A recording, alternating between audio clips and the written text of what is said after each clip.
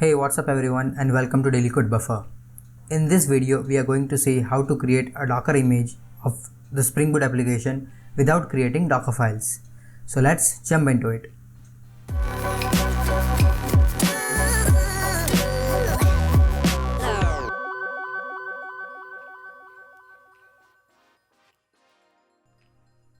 We will go to Spring Initializer.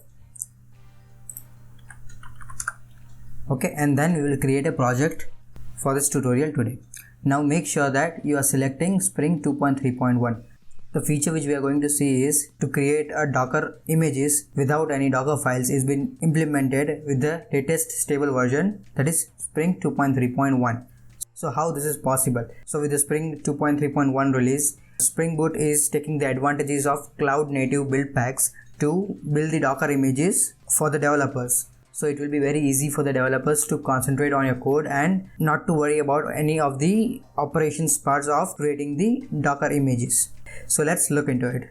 Okay, we'll select the language Java, project is a Maven project. We'll select Spring 2.3.1 version. Let's add the group. Okay, we'll do build pack demo. Okay,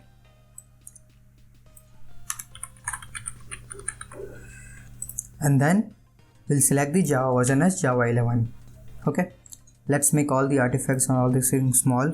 Build pack demo. Okay, let's add the dependencies Spring Web.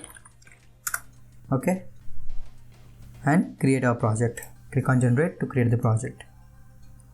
Okay, now let's open this project in IntelliJ IDEA. So you can see that we have opened the project, our build pack demo. Okay, you can see that in our source directory.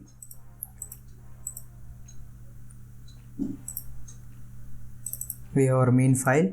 Okay, and if you see our pom.xml file, we have the latest Spring Boot version, that is 2.3.1 release. Now let's create one basic REST controller and we will deploy this application and test it out, and then we'll create a Docker image out of it. Okay, so let's create one new class. We'll say it as a home controller. Okay, we'll make it as a REST controller. Okay, and then we'll create a method, and then this method will return a string. Okay, return welcome to Daily Code Buffer. Okay,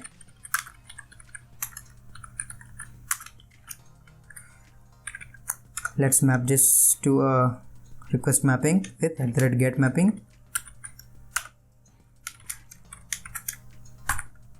We are giving the root URL. Okay, so when we run this application, we should get welcome to Daily Code Buffer.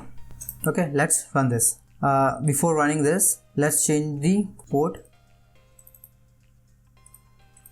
Okay, server.port to 8081. Okay, because my 8080 has been utilized. Now let's run this application.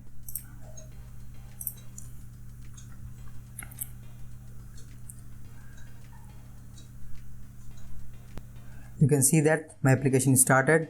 Let's go to browser and check localhost 8081. You can see that it's coming welcome to Daily Code Buffer. Okay, so now let's create a Docker image out of it and run that Docker image as a container. Okay, so go to a terminal. Okay, let's open this terminal over here. Okay, so now what we have to do is Spring Boot inbuilt provides the Cloud Native Buildpacks, so we don't have to create any of the Docker files. That will define what will be our base packages and what dependencies we need to add to create a Docker images and run that as a container. So what we need to do is just do mvn Spring Boot build image. Okay, so you can see that it has already started building the images. Okay, you can see that it's pulling the builder. So by default it is using Packito Buildpacks for Java to create the Docker images. So it will download the entire image and then it will pack into a Docker image. So just let it complete it. Okay, you can see that the image has been pulled. Okay, you can see that build is successful. Okay, so this is the image that has been built. Okay, as I told you, right, it is using Paketo Buildpack. Okay, you can see that it is pointing to Paketo Buildpack 1.2.7 version, and it is using that build tool for creating the build images, and then it is all packing into one Docker image. Okay, so now we need to run this image. Okay, so if you see Docker images over here, okay, you can see that Buildpack demo, this is our Docker image. So now let's run this Docker image. Okay, so we'll do docker run.